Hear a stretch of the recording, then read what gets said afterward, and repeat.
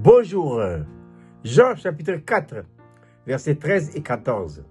Il s'agit ici de l'entretien du Seigneur Jésus-Christ avec une femme samaritaine sur le bord du puits de Jacob.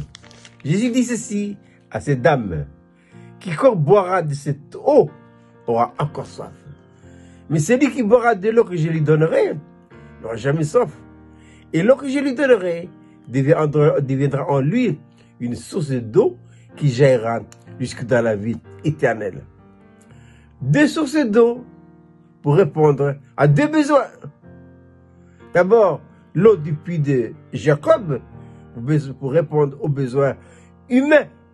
Et ensuite, l'eau qui vient du Seigneur Jésus-Christ lui-même qui répond aux besoins spirituels.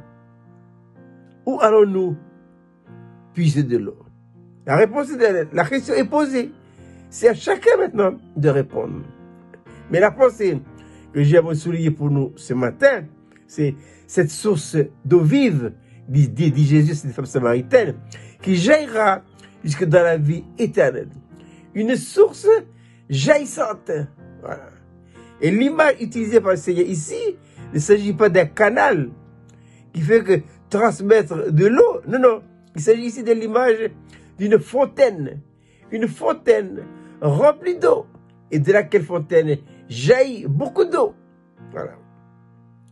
Si nous voulons être une fontaine de laquelle fontaine jaillira l'eau de la vie de Dieu, qu'est-ce qu'il faut faire?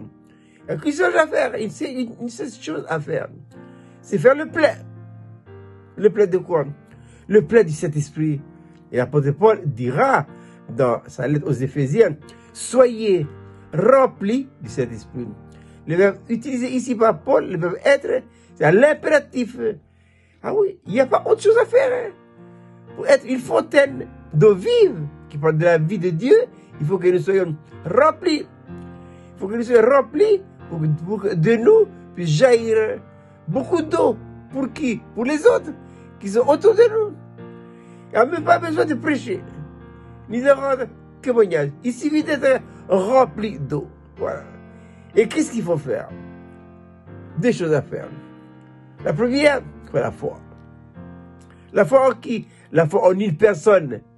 Et Oswald Chambers dit ceci: la foi est à l'égard de Dieu une confiance totale et absolue, incapable de douter la fidélité de Dieu à l'égard de ses promesses. Ce qu'il a dit, il va le faire. Ce qu'il a déclaré, il va l'exécuter. Et il fera même au-delà de tout ce que nous pouvons penser, imaginer. Ça, c'est la foi. Mais il n'y a pas de foi dans la vie naturelle. Il n'y a pas de foi dans la vie de Jacob. La foi est dans la vie de Dieu, qui est en vous et en moi, si nous sommes réellement nés de nouveau. Et après la foi vient quoi? La dépendance. Si l'indépendance est bonne pour la politique, en tout cas, elle est néfaste dans la vie d'un enfant de Dieu. La dépendance, c'est vouloir ce que Dieu veut. Et laisser Dieu faire. Laissez. Jésus lui-même a expérimenté ça pendant l'incarnation. Le Fils ne fait rien de lui-même. Il ne fait que ce qu'il va faire au Père. Et tout ce que le Père fait, le Fils aussi le fait pareillement. Alors, si nous sommes branchés, si nous sommes remplis au vive, qu'est-ce qu'on répand autour de nous?